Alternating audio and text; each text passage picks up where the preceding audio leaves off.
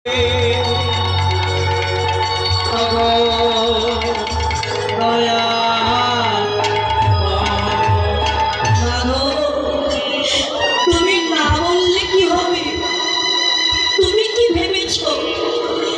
বুঝতে পারি তোমার একটি মাত্র পুত্র সে মারা গেল, আর তুমি পিতা হয়ে একবারও তার জন্য কাঁদলে না।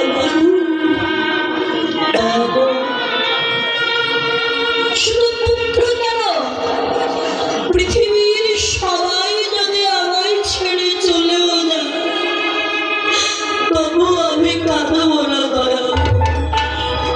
আমি কাঁদবো কোন দিন জানো? মেঘাচ্ছন্ন দিনে কবু নাহি দুর্দিন, কৃষ্ণ কথা শুনো যেদিন, সেদিনই হবে আমার দুর্দিন। যেদিন এই বদনে কৃষ্ণ বলতে পারবো না, যেদিন এই কর বৈষ্ণব সঙ্গ করবে না, বৈষ্ণবের পদধূলি অঙ্গে মাগিবে না, সেদিনই হবে দুর্দিন। আর আমি সেদিনই কাঁদবো। মহাপ্রভু মাধবকে বুকে জড়িয়ে ধরল। মাধব, তোমার মতো ভক্ত যে আর হয় না, বলো তুমি কি চাও? জগতে যে পিতার পুত্র মারা গেছে তার কি আর চাওয়ার মতো কিছু থাকবে? আমি কিছুই চাই প্রভু, যদি আমার দিকে প্রভু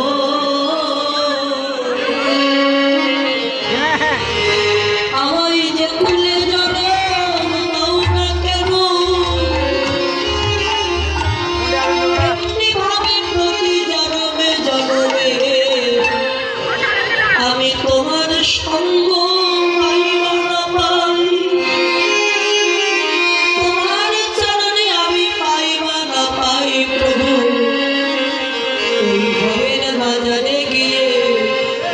যেন তোমার ভক্তের চরণ ছাড়া সবাই করো।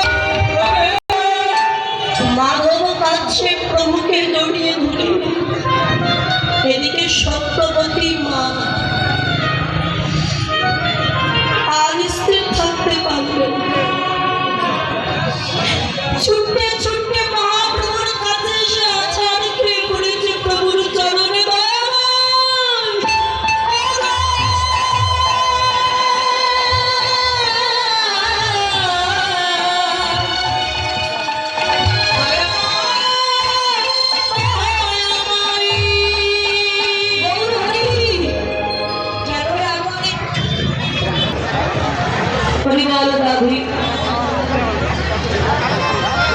দয়াময়, আমি তো তোমার চরণে বিনা আর কিছু হলো। আমি মা হয়ে নিজের একটি মাত্র সন্তানকে হত্যা করেছি।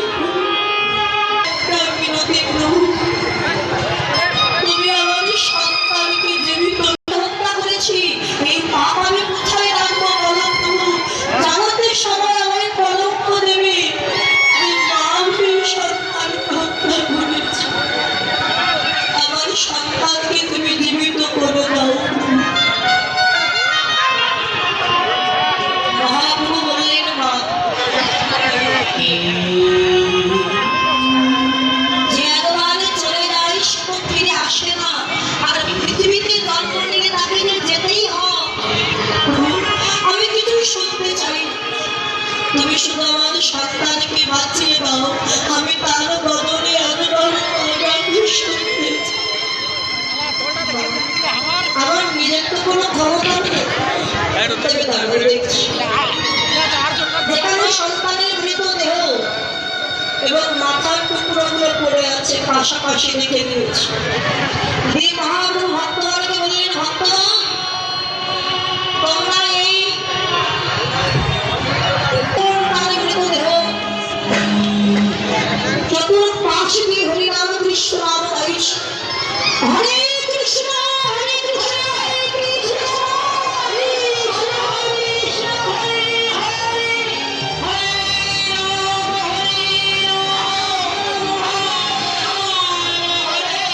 হরে যেই না কৃষ্ণ নাম হরিনাম করছে, মহাপ্রভুর কৃপায় হরিনামের কৃপায় দেখতে দেখতে কাটা ধোটা জোড়া লেগে গেল। ছোট্ট ছেলেটি উঠে বসে যেই না মা বলেছে, মা বলতো, মা ছুটে গিয়ে সন্তানকে বুকে জড়িয়ে ধরেছে। খোকা, আমি তো তোকে হারিয়ে ফেলেছি, তুই আবার ফিরে এসে আমায় মা বলে ডাকবি।